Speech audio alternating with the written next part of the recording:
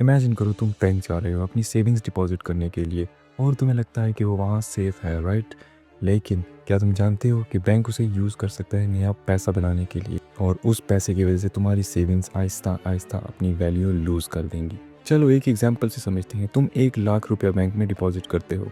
ये पैसा बैंक के लिए एक एसेट है, लेकिन बैंक को इस पैसे का 100% रखने की ज़रूरत नहीं। इसके लिए एक सिस्टम है जिसे हम कहते हैं फ्रैक्शनल रिजर्व बैंकिंग।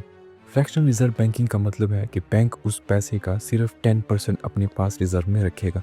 बाकी का 90% वो लोगों को लोन देने के लिए यूज़ कर सकता है।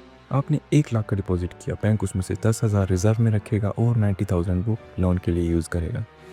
अब आप सोच रहे होंगे वो 90,000 तो असली पैसा नहीं है, क्योंकि वो आपके अकाउंट में भी शो हो रहा है, तो वो लोन कैसे दे सकता है? और यही मैजिक है, बैंक लोन के ज़रिए पैसा क्रिएट करता है। जब वो पैसा लोन लेते हुए सर्कुलेट होता है, मार्केट में डिमांड बढ़ जाती है और ये पैसा प्रैक्टिकली इकोनॉमी में एग्जिस्ट करने लगता है आउट ऑफ थिन एयर।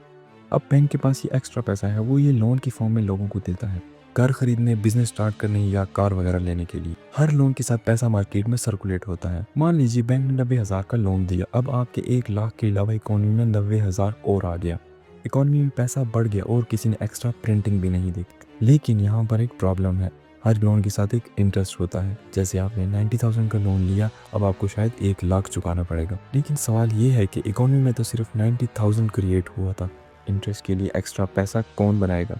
और यही रीज़न है कि पैसा आहिस्ता आहिस्ता डिवैल्यू हो जाता है। जब बैंक्स कंटिन्यूसली लोन्स देते हैं, मार्केट में पैसा बढ़ता है, लेकिन चीज़ों की क्वांटिटी सेम रहती है और प्राइसेस बढ़ जाती हैं, और आपके 1 लाख डिपॉजिट की परचेजिंग पावर कम हो जाती है, और इसी को हम कहते हैं इन्फ्लेशन, यानी महंगाई। फॉर एग्जाम्पल, आज से 10 साल पहले आप ग्रोसरी का सामान 1,000 में ख़रीद लेते थे, लेकिन आज वही सामान शायद आपको 2,000 या शायद 3,000 में मिले।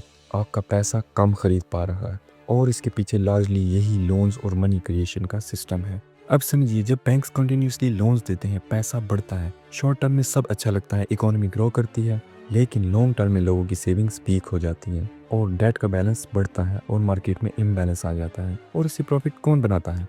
बैंक्स और रिच लोग।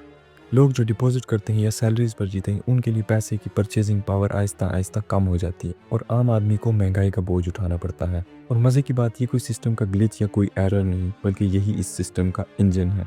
ये सिस्टम डिज़ाइन ही इसी तरह किया गया है। और पैसे की हिस्ट्री में हमने देखा कि जब जब भी ये बलून फटता है तो बहुत बड़ी तबाही होती है, जैसे कि 2008 का फाइनेंशियल क्राइसिस और 2020 के बाद से होने वाली पूरी दुनिया में इन्फ्लेशन।